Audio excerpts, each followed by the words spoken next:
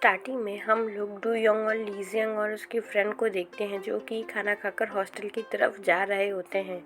लीजियंग से कहता है कि उसे लीजियंग से बात करनी है, तो उसकी फ्रेंड उन दोनों को अकेला छोड़ के सोने के लिए चली जाती है और हम लोग दोनों को एक साथ बैठे हुए देखते हैं। पर डू योंग लीजियंग से कहता है कि उसे कोई बात नहीं करनी थी, वो तो बस कुछ देर उसके साथ बैठना चाहता था। वहीं हम लोग देखते हैं कि लीजियंग अभी भी मॉर्निंग वाले इंसिडेंट से परेशान है, तो डू योंग उसको बोलता है कि वो सब बातें भूल जाओ और अपना मूड ठीक करो। तभी सीन शिफ्ट होकर शशांक और फायांग पर दिखाया जाता है, जहाँ पर शशांक फायांग को स्कूल इंसिडेंट के बारे में बताता है और साथ में ये भी कि टीचर की जॉब तो वो बस अपने फैमिली को फाइनेंशियली सपोर्ट करने के लिए कर रहा है, पर हाउकाजिन बहुत हर्ट हुई है।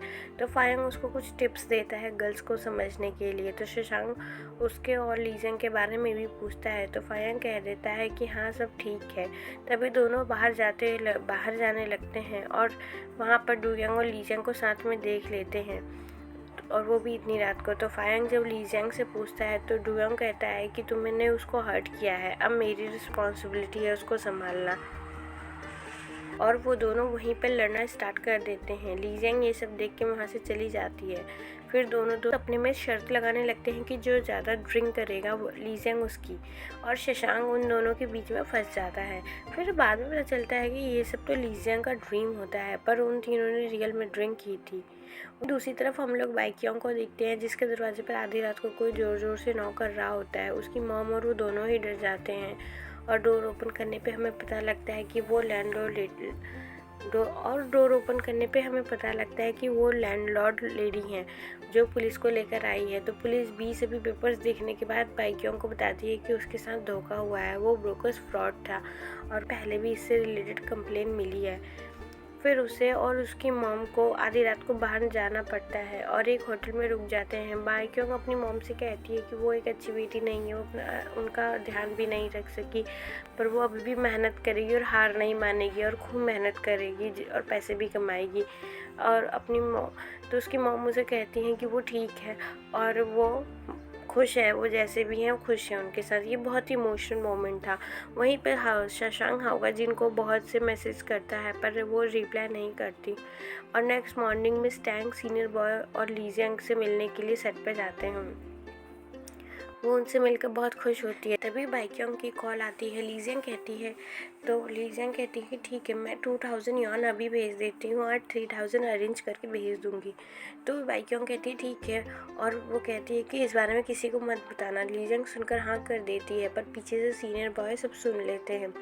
तभी लीजियंग को दो आदमी कैफ़े के बाहर बातें करते हुए नजर आते हैं। उनमें से एक वही ड्राइवर था जो लीजियंग को कल रास्ते में सुनसान जगह पे छोड़कर चला आया था। उसने बताया कि कैसे एक दूसरी लड़की ने उसको ऐसा करने के लिए पैसे दिए थे। आजकल कोई भी अच्छा इंसान नहीं रह गया। वो लोग यही सब डिस्कस कर रहे होते हैं और लीजियंग को सुनकर बहुत गुस्सा आ रहा होता है और उसे समझ में आ जाता है कि वो गर्ल सब नाटक कर रही थी और ताकि वो उसका रोल ले सके, पर वो उन लोगों से कुछ नहीं कहती है और वापस सेट पर आ जाती है। वहाँ पर सेट पर एक साथ सब लोग अपनी बारी का वेट कर रहे होते हैं। तभी सीनियर बॉय आता है और लीजियंग उस गर्ल को तैयार होने के लिए बोलता है। लीजियंग इससे आ गई तो वो अपना एक्ट खुद करेगी और उस गर्ल को पीरियड्स हो रखे हैं तो उसे रेस्ट करना चाहिए। वो गर्ल के बहुत कोशिश करती है, पर सीनियर बॉय भी उस गर्ल की असलियत जानता था, तो कहीं ना कहीं वो भी लीजियंग को ही सपोर्ट करता है और वो कहता है कि ये एक पानी वाला शूट है, तो इसलिए लीजियंग ही इसको करेगी क्योंकि तुम पीरियड्स में और तुम बीमार हो तो तुम्हें रेस्ट करना चाहिए। ये हम लोग लीजियंग का एक बदला हुआ रूप देखते हैं, जो कि ये दिखाता है कि वो अब किसी पे जल्दी ट्रस्ट नहीं करेगी और ना ही तो अपना हक किसी को लेने देगी। बाद में वो गर्ल उससे फाइट करती है, तो लीजियंग उसे सब कुछ सच सच बोलने को कहती है। पहले वो मना कर देती है, पर बाद में वो गर्ल एडमिट कर देती है।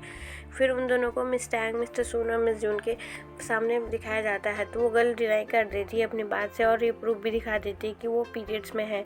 तो ना चाहते हुए भी सबको लीजियंग को सूट से बाहर निकलना पड़ता है और ये फेक गर्ल फेक टीयर्स के साथ फायांग के गले लग के रोने लगती है कि लीजियंग को निकाल देंगे अब लोग। फायांग ये सुन के तुरंत अंदर जाता है और सबको समझाने की कोशिश करता है, पर कोई फ़ायदा नहीं था।